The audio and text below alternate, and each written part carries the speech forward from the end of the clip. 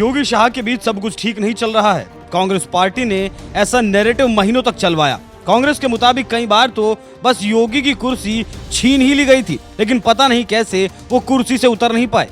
कांग्रेस के उस एजेंडे की अब ऐसी हवा निकली कि पूछिए मत। दरअसल जम्मू कश्मीर में विधानसभा चुनाव का ऐलान हो चुका है। सभी पार्टियां चुनावी रणनीति बनाने में व्यस्त हैं, लेकिन राहुल गांधी के पास कोई रणनीति तो है नहीं। वो तो फारूक अब्दुल्ला की चरण वंदना करने में जुटे हैं, क्योंकि जम्मू कश्मीर में कांग्रेस का कोई वजूद है नहीं और कांग्रेस यहाँ कुछ टुकड़े जमीन के चाहती है, जिससे कम से कम पैर तो रख सके। लेकिन दोनों के गठबंधन में सीटों का बंटवारा नहीं हो पा रहा है और कांग्रेस को गठबंधन हर हाल में करना है। जैसे लोकसभा चुनाव के दौरान जिस भी क्षेत्रीय दल ने जो कुछ दिया, कांग्रेस ने झोली फैलाकर वो ले लिया, ठीक वैसा ही जम्मू में भी करना पड़ेगा। लेकिन जैसे ही कांग्रेस फारूक अब्दुल्ला के साथ गठबंधन करने गई, पहले अमित शाह ने और फिर योगी ने कांग्रेस के काले चिट्ठे को देश के सामने रख दिया। दोनों ने कांग्रेस की कैसी बखिया उधेड़ी है, उसे समझने से पहले आप नेशनल कॉन्फ्रेंस का घोषणा पत्र जरूर देख लीजिए।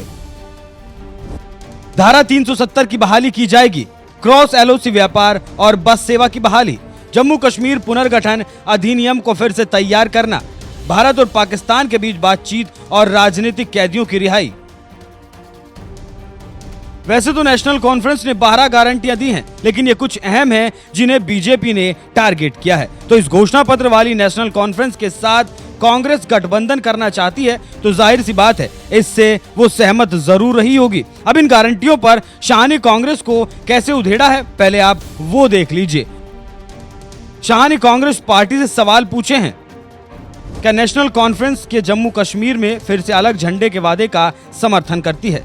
क्या राहुल धारा 370 को हटाकर कश्मीर को अशांति और आतंकवाद के युग में धकेलना चाहती है? क्या पाकिस्तान से बात करके फिर से अलगाववाद बढ़ाना है?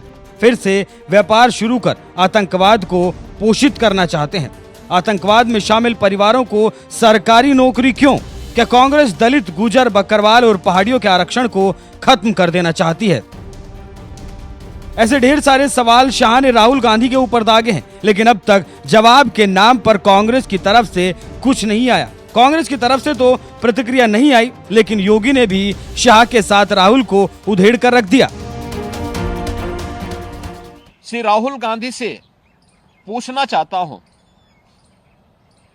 कि क्या कांग्रेस नेशनल कॉन्फ्रेंस के जम्मू कश्मीर में फिर से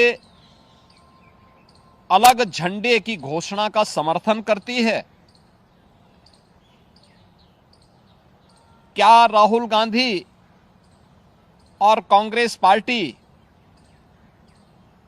धारा 370 और आर्टिकल 35A को वापस लाकर जम्मू कश्मीर को फिर से अशांति और आतंकवाद के युग में धकेलने के जम्मू कश्मीर नेशनल कॉन्फ्रेंस के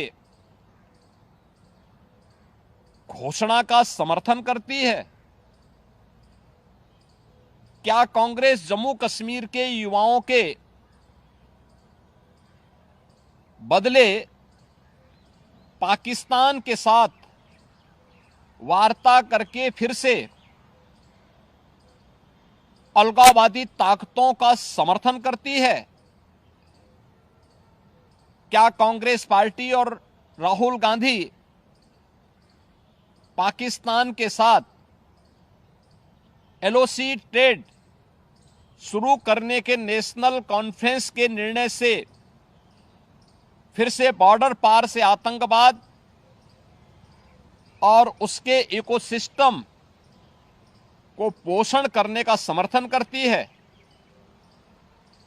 क्या कांग्रेस आतंकवाद और पत्थरबाजी की घटनाओं में शामिल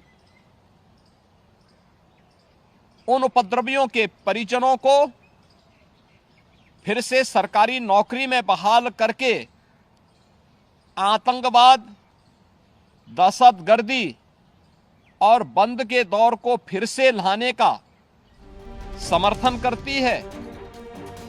जो सवाल गृह मंत्री की तरफ से पूछे गए वही सवाल योगी आदित्यनाथ ने भी दोहराए। शाह की तरह ही सख्त लहजे में योगी ने राहुल से सवाल पूछे, लेकिन कांग्रेस के पास जवाब के नाम पर सन्नाटा है। एक तरफ 90 सीटों वाले जम्मू कश्मीर में कांग्रेस को नेशनल कॉन्फ्रेंस के साथ गठबंधन करना भारी पड़ गया, वहीं दूसरी तरफ कांग्रेस का देश विरोधी चेहरा इस गठबंधन के बाद देश के सामने आ गया। जो कांग्रेस बीजेपी पर आरक्षण खत्म करने का आरोप लगा रही थी, आज आरक्षण के नाम पर उसके पास जवाब नहीं है। इस गठबंधन से कांग्रेस ने दिखा दिया कि वो भेदभाव की राजनीति का समर्थन करती है। अब देखना होगा जम्मू कश्मीर के चुनाव पर इसका कितना असर पड़ता है, लेकिन आने वाले वक्त में देश की राजनीति पर इसका भारी असर पड़ने वाला है। कांग्रेस के नेशनल कॉन्फ्रेंस के साथ गठबंधन पर आपकी क्या कुछ राय है, कमेंट कर हमें जरूर बताएं।